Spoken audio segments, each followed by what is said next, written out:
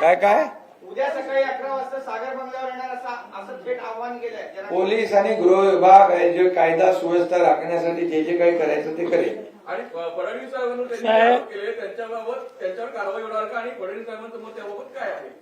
Sir अजून त्याला दोन एक प्रश्न आहे मला की तुम्ही एक म्हणालात आरोप त्यांनी केला की सलाईन मध्ये वीज देऊन मारण्याचा प्रयत्न आहे. फडणवीस लक्षामध्ये दिलं आणि तुम्ही त्यांच्यावर कारवाई करायला पाहिजे होती. ज्या पद्धतीने ते वाद गेले आणि जरांगे पाटील हे काय एकमेव मराठ्यांचे नेते नाहीयेत असं आम्ही मानतो आणि जनताही मानते.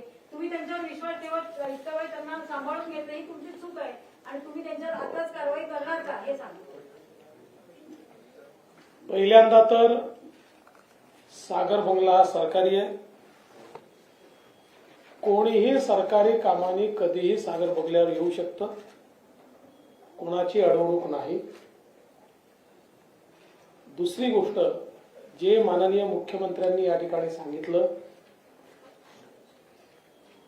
कुठल्या निराशेतून ते बोलतायत, कुठली सहानुभूती त्यांना घ्यायची आहे याबद्दल मला कल्पना नाही.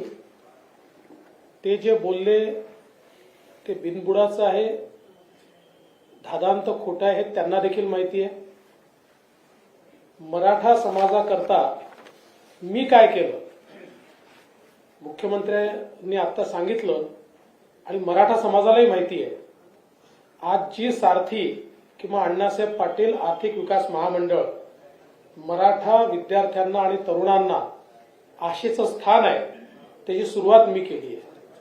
त्याच्या सगळ्या योजनांची सुरुवात मी केली आहे आणि त्याच्यानंतर माननीय मुख्यमंत्री महोदयांनी त्या सगळ्या योजना अधिक सुदृढ केल्या आहेत. त्या योजनांमध्ये वाढ केलेली आहे. मराठा आरक्षण मी हायकोर्टात देखील टिकवलं. जोपर्यंत मी मुख्यमंत्री होतो सुप्रीम कोर्टात देखील टिकवलं. माझं मुख्यमंत्रीपद गेल्यानंतर जे मुख्यमंत्री आले होते आणि त्यांच्यासोबत जे काही ज्यांना जबाबदाऱ्या दिल्या होत्या जे काही असेल, पण ते सुप्रीम कोर्टामध्ये ते मुख्यमंत्री हे आरक्षण टिकवू शकले नाहीत. हे देखील आपण सगळ्यांनी स्पष्टपणे बघितलेलं आहे. त्यामुळे कोणाच्या म्हणण्याने मराठा समाज त्या गोष्टीवर विश्वास ठेवेल असं मानणाऱ्यांपैकी मी नाही. पण एक गोष्ट मात्र निश्चित आहे, जी स्क्रिप्ट आतापर्यंत उद्धव ठाकरे बोलत होते, ज्या स्क्रिप्टवर पवार साहेब बोलत होते, नेमक्या तशाच स्क्रिप्टवर तेच विषय जरांगेंनी का मांडावे असा माझ्यासमोर प्रश्न आहे.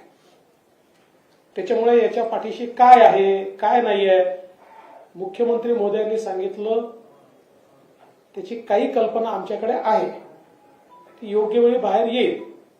तुर्तस एवढंच आहे, कायदा सुव्यवस्था न बिघडवता कोणी आंदोलन केलं तरी आमची हरकत नाही. पण कायदा आणि सुव्यवस्थेचं पालन होणार नसेल तर पोलिसांना योग्य कारवाई ही करावीच लागेल.